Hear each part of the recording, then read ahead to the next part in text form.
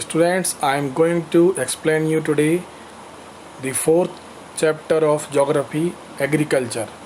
The second and third chapter of Geography is deleted for the upcoming board exam of next year. So we are moving ahead with the Agriculture. Agriculture.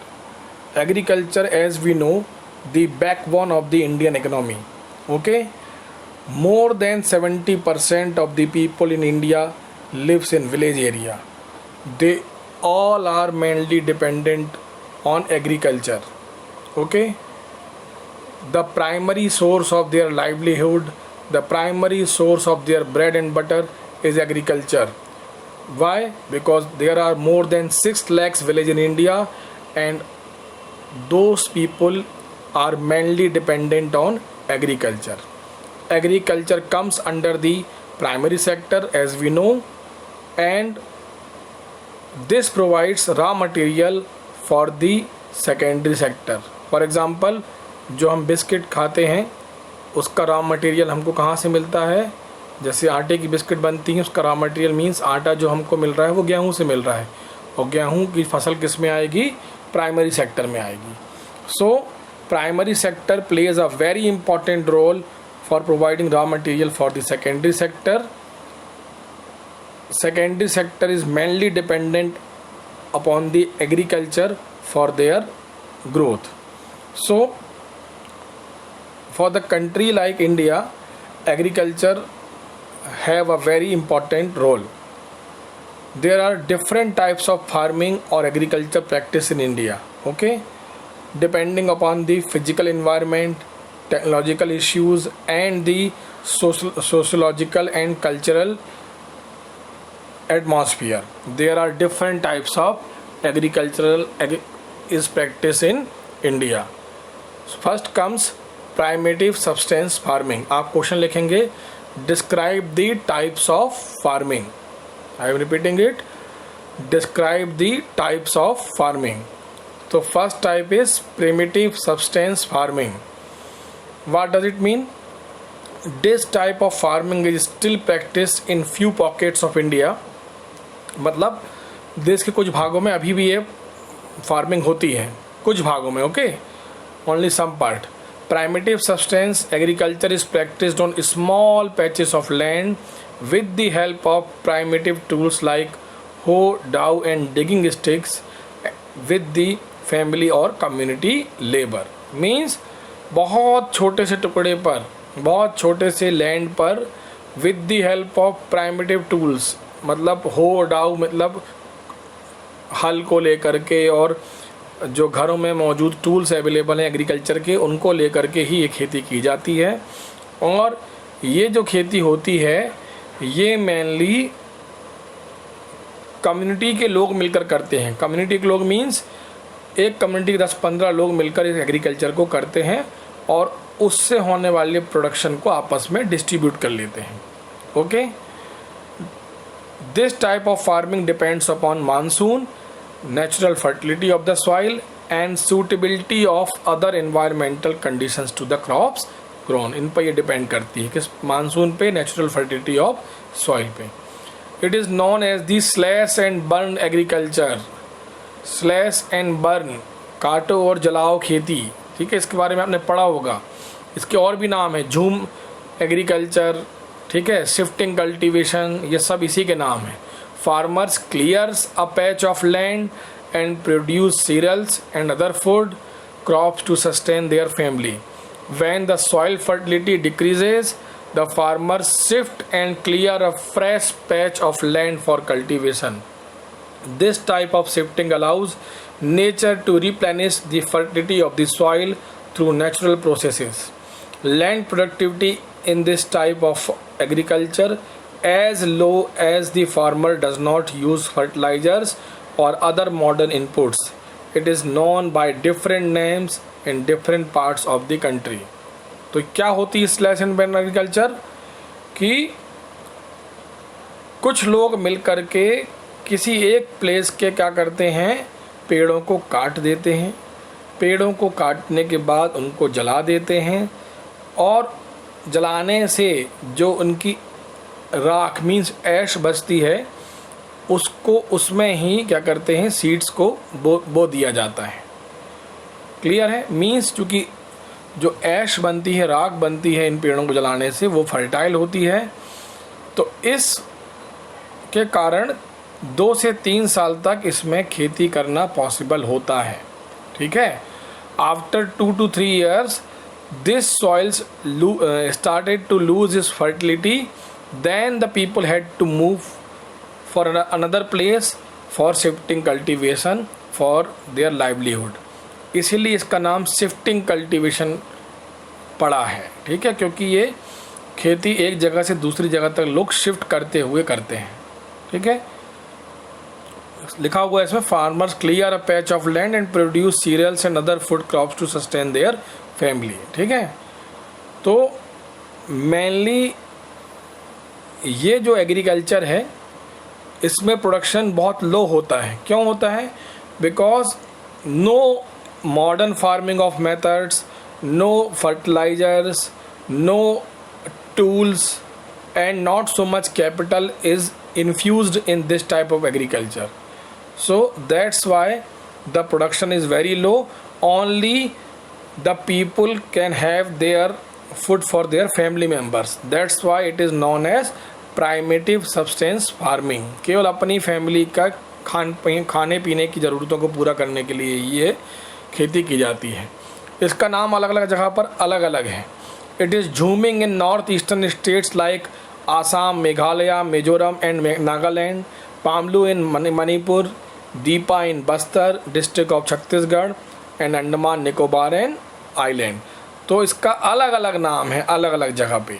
ठीक है? झूम cultivation जो मैंने बताया कहाँ पे, north east state में, और मेनली आप याद रखिएगा दीपा कल्टीवेशन कहते हैं इसको अंडमान निकोबार और छत्तीसगढ़ के बस्तर एरिया में। ये 1 मार्क के क्वेश्चन आ सकते हैं। Jhuming, the slash and burn agriculture is known as milpa in Mexico and Central America. आप देखिए अलग अलग कंट्रीज़ में क्या नाम है इस प्राइमेटिव सब्सटेंस फार्मिंग का, वो बताया गया है यहाँ पर। सो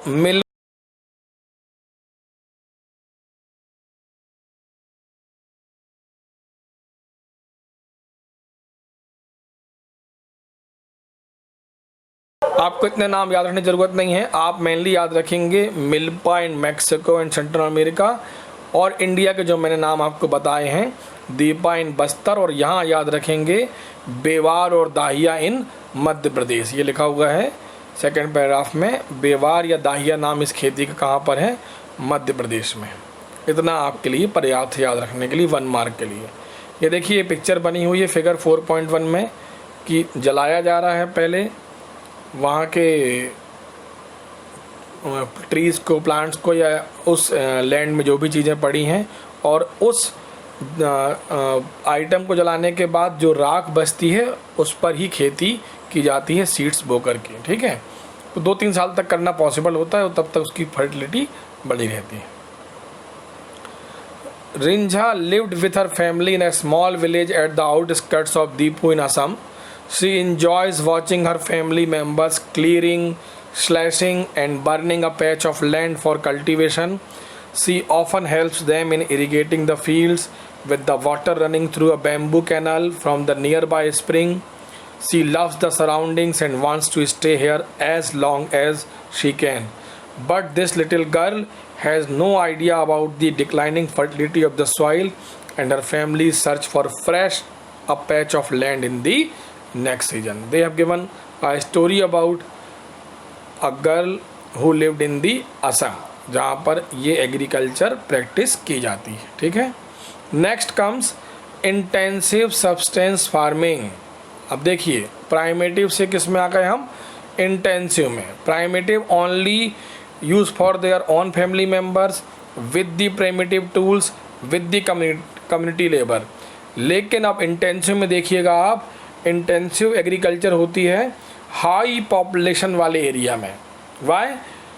हाई पॉपुलेशन वाले एरिया में चूँकि लैंड की अवेलेबिलिटी उतनी ज़्यादा नहीं होती है, तो यहाँ पर लेबर इंटेंसिव फार्मिंग की जाती है, और plus some of the biochemical inputs का और इरिगेशन का यूज़ किया जाता है ताकि जो पॉपुलेशन ज़्यादा है, जिसकी डिमांड ज़्यादा है फूड प्रोडक्ट्स की, उसकी ज़रूरतों को पूरा किया जा सके।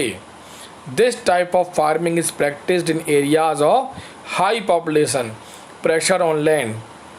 It is labour intensive farming where high doses of biochemical inputs and irrigation are used for obtaining higher production. Okay, though the right of inheritance leading to the division of land among successive generation has rendered land holding size uneconomical, the farmers continue to take maximum output from the limited land in the absence of alternative source of livelihood.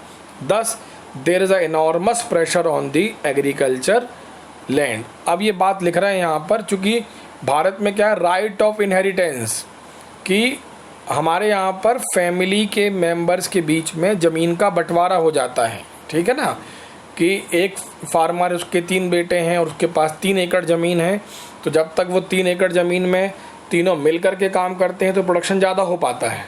लेकिन जब ये division हो जाता है land का, तीनों बच्चों के बीच में, तीनों को 1-1 एकड़ खेती मिलती है, तो प्रोडक्शन क्या हो जाता है, डाउन हो जाता है। क्यों? क्योंकि एक लार्जर एरिया की लैंड में एक्सपेरिमेंट करना, फर्टिलाइज़र्स बोना और कई सारी फसलें एक साल में लेना पॉसिबल होता है, लेकिन एक छोटे लैंड में ये सारे एक्सपेरिमेंट करना और डुअल और ट्रिपल क्रॉप्स का प्रोडक्शन करना पॉसिबल नहीं हो पाता है। इसलिए क्या हो रहा है, जैसे जैसे जनसंख्या बढ़ रही है देश की, वैसे वैसे एग्रीकल्चर लैंड पर प्रेशर बढ़ता चला जा रहा है। क्यों? क्योंकि because of the division of the land Bharat में क्या हो रहा है कि उतना ज़्यादा प्रोडक्शन हम लैंड से नहीं कर पा रहे हैं, ठीक है, जितना एक बड़े टुकड़े से हम कर सकते हैं। आपने क्लास 9th में विलेज ऑफ पालमपुर में पढ़ा होगा, उसमें आपने देखा होगा कि कुछ फैमिली मेंबर्स के पास ही बड़े बड़े लैंड थे और most of the family members we are having the small patches of land. तो in the small field of land you can not produce so much production. On the other hand, you can produce as much as possible in the big field of land. तो भारत में क्या हो रहा है, intensive agriculture इसलिए बढ़ रही है क्योंकि डिवीजन ऑफ लैंड आजकल ज़्यादा हो रहा है। ध्यान रखेंगे आप, इसमें हाई लेबर, बायोकेमिकल इनपुट्स और इरिगेशन का यूज़ किया जाता है। Third type of farming comes commercial farming. नाम से ही पता चल रहा है, कॉमर्शियल फार्मिंग मीन्स ऐसी फार्मिंग जो प्रॉफिट के लिए की जाए, कॉमर्स के लिए किए जाए, पैसे कमाने के लिए की जाए, ठीक है। The main characteristics of this type of farming is the use of higher doses of modern inputs, ठीक है। इसकी फीचर्स क्या हैं, high yielding variety of seeds, HYV seeds इसमें यूज़ किए जाते हैं। क्लास 9th में आपकी जो ग्रीन रेवोल्यूशन वाला टॉपिक था उसमें ये डिस्कस किया गया होगा आपसे। तो HYV सीड्स मतलब ऐसे सीड्स जो ज़्यादा प्रोडक्शन कर पाने में सक्षम होते हैं, उनका यूज़ इस एग्रीकल्चर में किया जाता है। केमिकल फर्टिलाइजर्स यूज़ किए जाते हैं। Insecticide and pesticides are also use to obtain higher productivity, okay, because the main purpose of this production और this type of farming is to earn more and more profits. That's why HYV seeds, chemical fertilizers, pesticides, insecticides are mostly used in this type of farming. The degree of commercialization of agriculture varies from one region to another region. Okay, means किसी एक area के लिए कोई crop commercial हो सकती है, तो हो सकता है वही दूसरी एरिया के लिए वो क्रॉप सब्सटेंस क्रॉप हो। For example, rice is a commercial crop for Punjab and Haryana, but it is a subsistence crop in Odisha, ठीक है। मतलब हरियाणा और पंजाब में तो कॉमर्शियल क्रॉप के तौर पर इसका प्रोडक्शन किया जा रहा है, ठीक है, ताकि प्रॉफिट कमाया सके। लेकिन उड़ीसा के लोगों के लिए सब्सटेंस क्रॉप है, मीन्स वहाँ के लोग चावल बहुत ज़्यादा कंज्यूम करते हैं, उनका मेन स्टेपल फूड राइस है, इसलिए वहाँ के लोगों के लिए क्या है, एक सब्सटेंस क्रॉप है, मीन्स आजीविका चलाने वाली क्रॉप है, okay. Plantation is also a type of commercial farming, ठीक है। अब देखिए इसके अंदर एक सब टाइप ऑफ फार्मिंग आ गया, प्लांटेशन। ये भी एक कॉमर्शियल टाइप की फार्मिंग है। जैसे आपने देखा होगा tea plantation, coffee plantation. In this type of farming a single crop is grown on a large area. The plantation has an interface of agriculture and industry. ध्यान समझिएगा ये लाइन जो लिखी हुई है, the plantation has an interface of agriculture and industry. Means plantation जो type होता है फार्मिंग का, उसमें इंडस्ट्री के भी कैरेक्टरिस्टिक्स आते हैं। कैसे आते हैं? क्योंकि इसमें मशीनें भी लगी होती हैं, इसमें कैपिटल मीन्स मनी भी बहुत ज़्यादा इन्फ्यूज़ की जाती है, लगाई जाती है, जैसे कि फैक्ट्री के सेटअप में किया जाता है। इसी टाइप से प्लांटेशन करने में भी बहुत ज़्यादा पैसे का, लैंड का और मशीनों का यूज़ किया जाता है। That's why it has the characteristics of both the sectors of like agriculture sector and the industry sector. Plantation cover large tracts of land using capital intensive inputs with the help of migrant laborers. All the produce is used as a raw material in respective industries. ठीक है, तो plantation के तौर पे जो भी खेती की जाती है उसका जो यूज़ होता है मेनली रॉ मटेरियल के तौर पे होता है। फॉर एग्जांपल जैसे आप देखिए चाय की खेती की जाती है, ठीक है ना, तो जो टी लीव्स होती हैं उससे क्या बनती है? चाय पत्ती बनती है। कॉफ़ी के बीन से कॉफ़ी बनती है। तो ये this type of farming has the characteristics of both industry and the agriculture. In India tea, coffee, rubber, sugar cane, banana etcetera are important plantation crops. Tea in Assam and north Bengal, tea कहाँ पे? असम में और north Bengal में। Coffee in Karnataka are some of the important plantation crops grown in these states. Since the production is mainly for market, mainly for profit earning, a well-developed network of transport and communication connecting the plantation areas, processing industries and markets plays an important role in the development of plantation. अब आप देखिए कि raw material को market तक पहुंचाना भी है तो उसके लिए ट्रांसपोर्टेशन का भी सहारा लिया जाता है, कम्युनिकेशन का भी सहारा लिया जाता है, ठीक है। तो ये ट्रांसपोर्ट और कम्युनिकेशन किस में आ गए? टर्सरी सेक्टर के कंपोनेंट आ गए। तो आप देखिए कि प्लांटेशन में तीनों सेक्टर का यूज़ हो जा रहा है। एग्रीकल्चर भी हो रही है, रॉ मटेरियल का भी काम कर रहा है सेकेंडरी सेक्टर के लिए, और ट्रांसपोर्टेशन और कम्युनिकेशन का भी यूज़ हो रहा है माल की बिक्री के लिए। इसलिए ये प्लांटेशन में तीनों सेक्टर के फीचर्स हमें देखने को मिलते हैं। ये पिक्चर्स बनी हुई हैं, देखिए बनाना प्लांटेशन की सदर्न पार्ट ऑफ इंडिया में और बैम्बू प्लांटेशन की नॉर्थ ईस्ट में। तो ये सब क्या है? कॉमर्शियल क्रॉप्स के एग्जाम्पल हैं। तो ये क्वेश्चन आप अच्छे से लिखेंगे, इंपॉर्टेंट क्वेश्चन है, 5 मार्क्स का आता है। We will discuss the next topic tomorrow, cropping pattern. Okay, thank you.